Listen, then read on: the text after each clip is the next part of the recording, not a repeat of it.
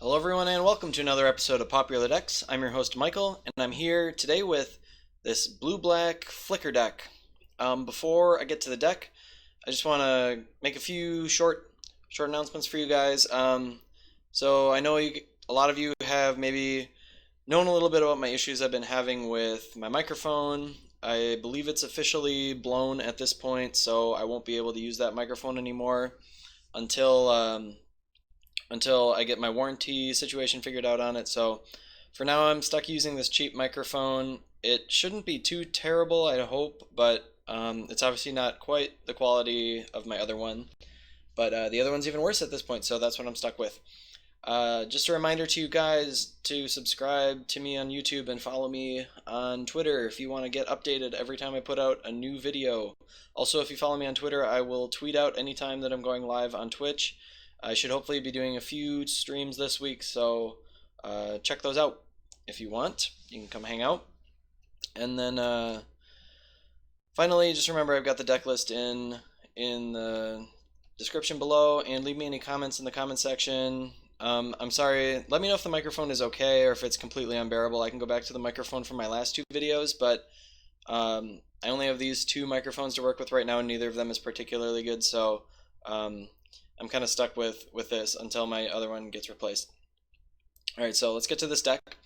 I'm playing a pretty stock version of this deck, I think. It's got a number of removal spells, but it's really focused around playing value creatures and then flickering them with Ghostly Flicker.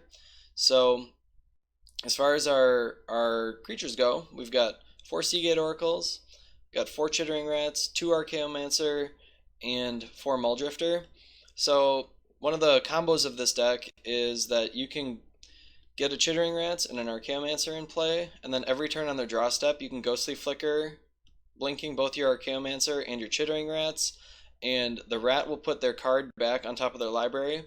If they don't draw an instant card, they are officially locked out of the game. They can never draw another card for the rest of the game. So that's an important facet of the deck, and but most of the time, I would say that this deck wins just by outvaluing the opponent. Or like you end up rat locking them at the end, but you didn't really need to rat lock them to win. You were already pretty far ahead. So, but it is a neat facet of the deck that you can eventually get to that point. So let's get to some of the stuff that makes the deck actually go. We've got 4 Preordain to help us find our stuff. We've got 4 counterspells to help protect us, help protect our creatures, prevent our opponents from playing their own Muldrifters, stuff like that.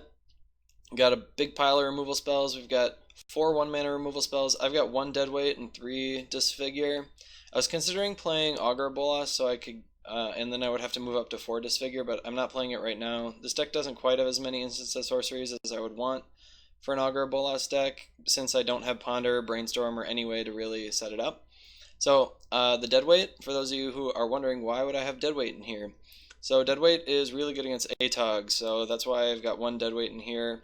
Affinity right now is the second most popular deck online, and I believe it's actually the most popular deck being played right now. Stompy, I think, is just considered the most popular because it had a bunch of 5-0s like a week ago, and I haven't really seen it at all in the last couple days. So got these. Then we've got 2 Echoing Decay. I'm still afraid of Stompy, even though I haven't been seeing it much, and I've seen a lot of red deck wins too, so Echoing Decay is really good against those decks. Got 2 Doomblades and then some Chainer's Edicts. I really hate losing to Boggles when I have a black deck, so I refuse to lose to Boggles, and I'm going to play all these Edicts.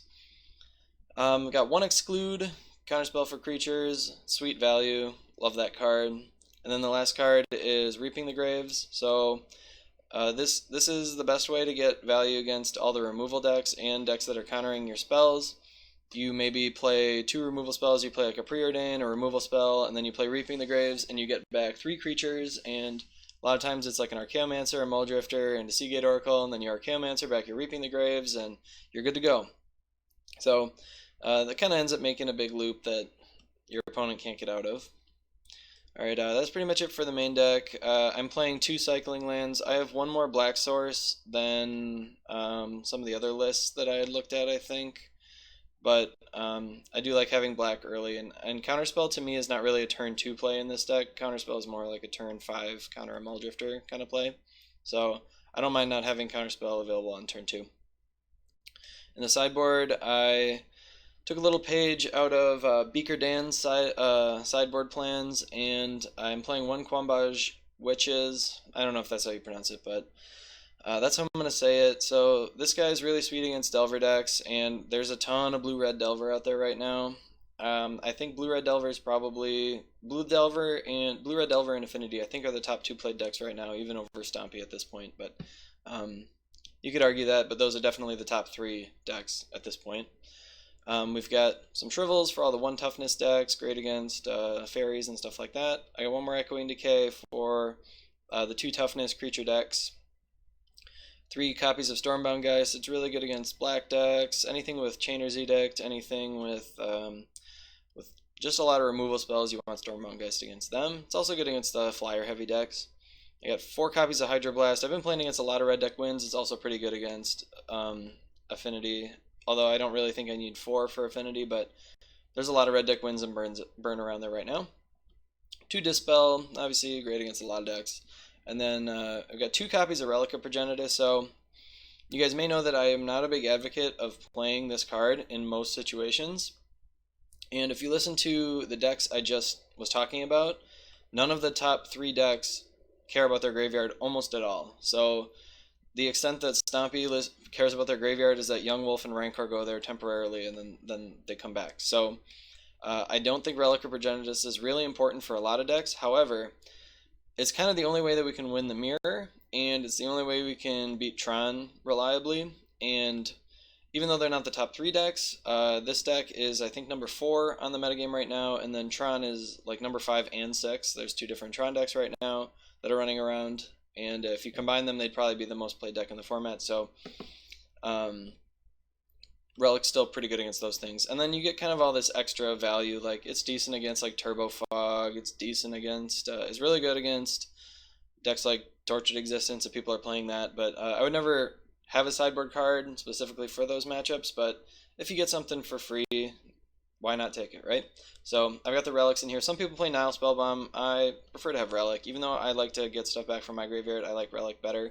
I like being able to keep them off of having anything in their graveyard all the time, and you rarely need to crack it unless you're missing land drops or something. So that's it for this deck, and again, remember, give me any comments you have for me in the comment section below, and let's get to some games.